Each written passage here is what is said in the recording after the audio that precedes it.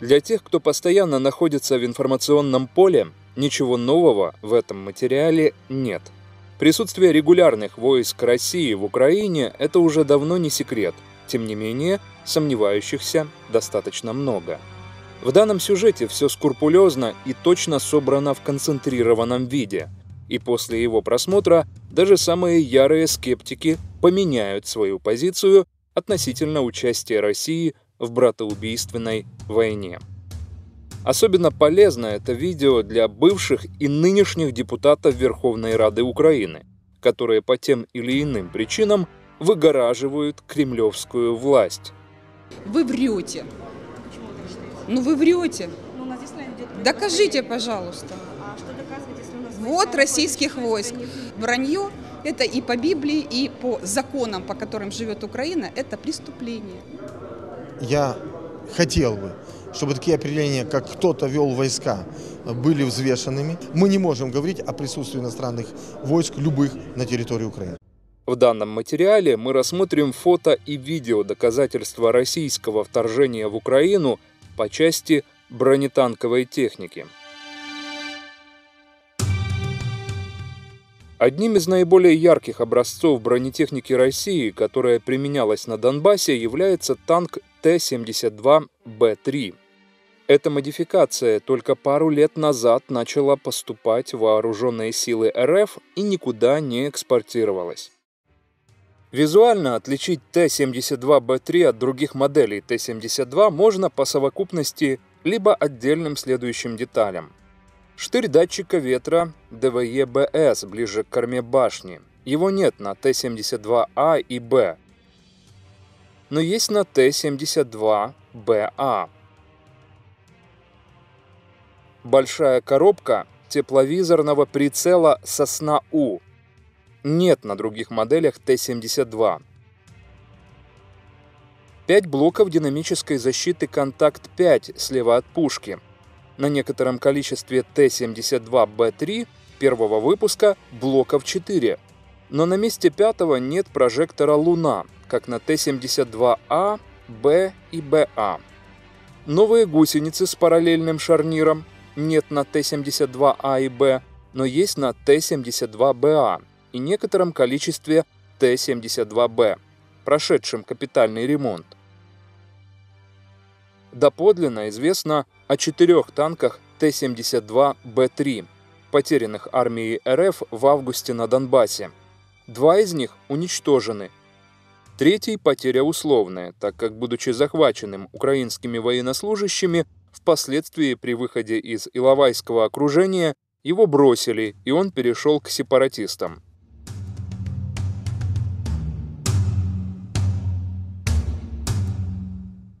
Четвертый танк был подбит, осмотрен украинскими солдатами. Позднее этот Т-72Б3 тоже вывезли в Россию. Итак, первое безусловное доказательство присутствия российских танков Т-72Б3 были получены 27 августа. В этот день канал Эспрессо ТВ в заметке «Российская бронетехника под Иловайском» опубликовал видео, на котором украинские солдаты демонстрируют захваченный под Иловайском российский танк и обнаруженные в нем предметы. По виду катков, штырю датчика ветра и коробке прицела «Сосна-У» уже можно было определить, что перед нами танк Т-72 последней модификации – Т-72Б3.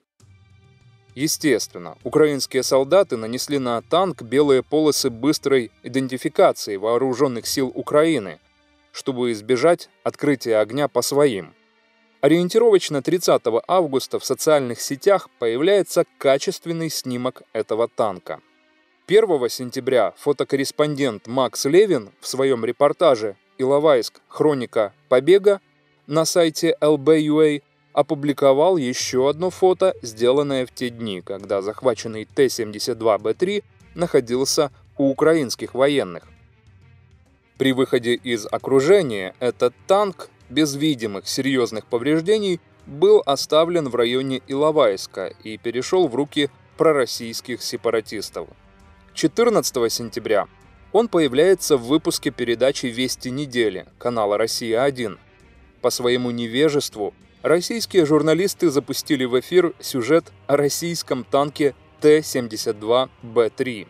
Это при том, что присутствие российских войск и техники в Украине Путин, да и вся пропагандистская машина, пытается скрывать. В сюжете «Вестей недели» Т-72Б3 представлен как захваченный ополченцами некий украинский танк с оборудованием ни российского и ни украинского производства. На следующий день на канале «Донецкая республика» в YouTube и прочих сепаратистских ресурсах появляется тоже видео в качестве HD. Правда, в описании к ролику танк сознательно назван Т-72М, поскольку эта модификация, в отличие от Т-72Б3, как раз была выставлена на экспорт, и ее можно было встретить на вооружении таких стран, как Чехия, Польша, Сербия, Словакия, Куба и многих других. То есть командная машина с спутником GPS определяет все танки, все подразделения свои, это тоже был их, и дает картинку на вот эти дисплеи. Второй российский Т-72Б3 был подбит и сгорел.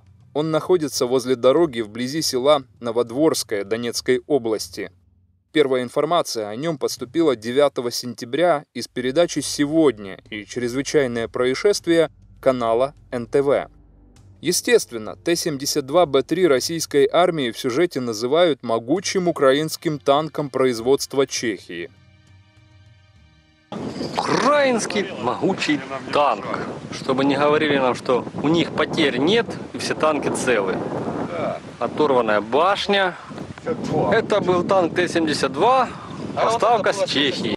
Позднее в социальных сетях выложили и фото этого танка.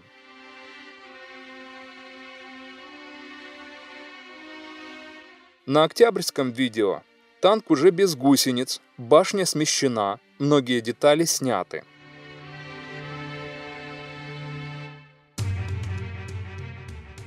Третий российский танк Т-72Б3 уничтожен возле села Червоносельское, что в 10 километрах от Иловайска. Первая информация о нем появилась 1 сентября на сайте телеканала 24. В заметке «При выходе из Иловайска 3 бойцов АТО уничтожили 2 танка и 2 БМД террористов». Судя по датам на фото, танк был уничтожен 29 августа. 2 сентября на телеканале Russia Today в YouTube выложено видео, где башня этого танка перетащена куда-то в сторону от корпуса.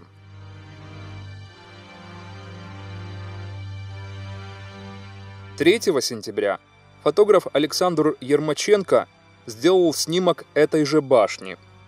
Позднее в социальных сетях всплыли и новые фотографии корпуса. Есть еще один Т-72Б3, который получил повреждения возле села Червоносельское и был захвачен украинскими военными. Его фото 1 сентября тоже выложили на сайте телеканала 24 в вышеупомянутой заметке. 30 сентября сайт LB.UA в статье «Долгая дорога из ДНР» опубликовал свое фото этого Т-72Б3. В конце октября на YouTube выложили видео, снятое украинским солдатом. На лобовой части рассматриваемого танка заметно попадание из РПГ. Украинский солдат за кадром объясняет. Вот этот танк хотели себе взять, а он не заводится. Поэтому, не знаю, может быть, спалим. Однако до настоящего момента в интернете не появились видео или фото, на которых этот танк был бы заснят сгоревшим или эвакуированным украинскими военными в тыл. То, что на Т-72Б3 воевали российские солдаты, подтверждается как сведениями, полученными из социальных сетей, так и опубликованными данными о погибших российских танкистах. На этих фото те же танки Т-72Б3 с теми же белыми кругами, как на уничтоженных и захваченных в Украине. Танкист 6-й отдельной танковой бригады публикует снимок поврежденного Т-72Б3 и пишет друзьям, что его танк подбили в Украине.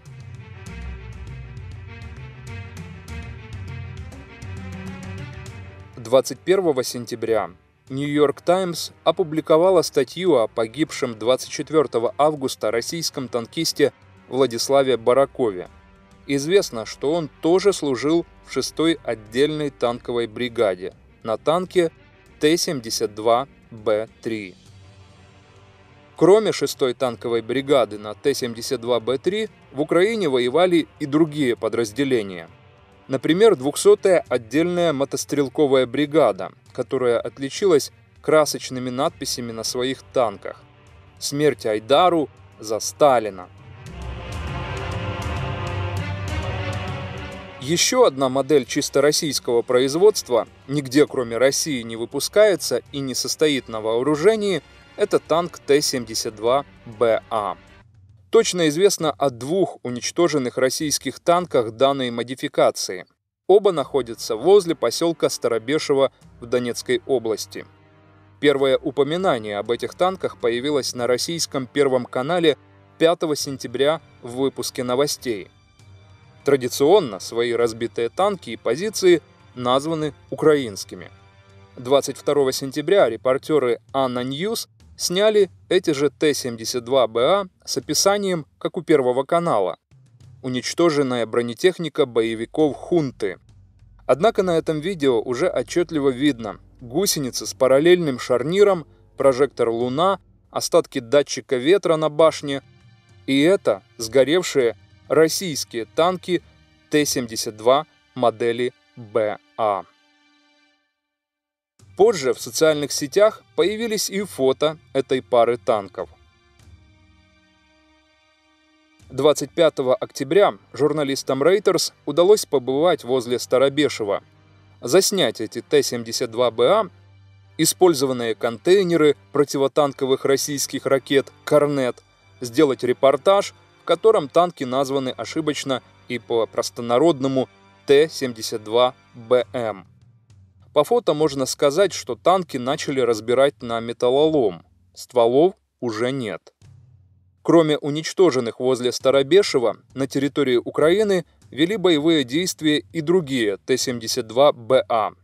22 сентября по каналу «Россия-1» в выпуске «Вестей» в 20:00 был показан Т-72БА якобы ополченцев с краской цветов российского флага на лбу корпуса. На Т-72БА, как и на Т-72Б3, воевали российские танкисты. Точно известно о погибшем в конце августа на Украине танкисте Василии Караваеве. Он служил в 21-й отдельной мотострелковой бригаде. Военная часть 12128. Именно на Т-72БА с номерами, нарисованными на блоках динамической защиты башни. На танках у Старобешева закрашенные номера на том же месте. Вот видите, с этого танка вот вылетел, это, наверное, все, что осталось от человека. Видите, вот ботинок, вот носок с этого ботинка. На этом фоне высказывания президента России В. Путина, его приближенных и российских СМИ, что солдаты армии РФ заблудились на украинской земле или вовсе там не появлялись, по меньшей мере звучат цинично. А тезис о какой-то гражданской войне в Украине вообще разбивается в пух и прах.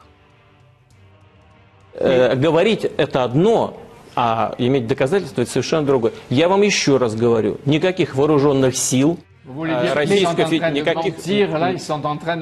То есть они врут сейчас, американцы? Они врут. Никаких вооруженных сил, никаких инструкторов российских даже на юго-востоке Украины нет. Не было и нет.